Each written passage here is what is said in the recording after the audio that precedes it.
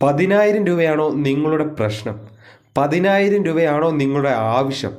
Aadhaar card വഴി മിനിറ്റുകൾക്കുള്ളിൽ പണം നിങ്ങളുടെ അക്കൗണ്ടിലെത്തും.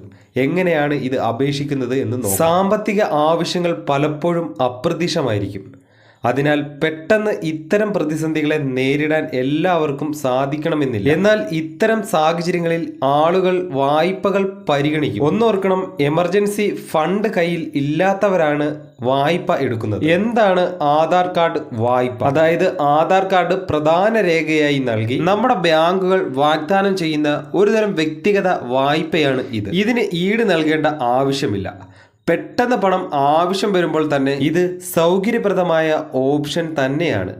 ആധാർ KYC പ്രക്രിയകൾ ലളിതമായതിനാൽ ഈ ആധാർ കാർഡ് വായ്പകൾ പെട്ടെന്ന് തന്നെ ലഭിക്കും. ഇനി നിങ്ങളതിന് അല്ലെങ്കിൽ നമ്മളതിന് യോഗ്യനാണോ എന്ന് നോക്കാം. 21 വയസ്സിനും 65 വയസ്സിനും ഇടയിൽ പ്രായമുള്ള വ്യക്തി ആയിരിക്കണം. മിനിമം മാസ വരുമാനം 25,000 രൂപ എങ്കിലും ആയിരിക്കണം. നിങ്ങളുടെ ക്രെഡിറ്റ് സ്കോർ 750 അല്ലെങ്കിൽ അതിൽ കൂടുതലായിരിക്കണം.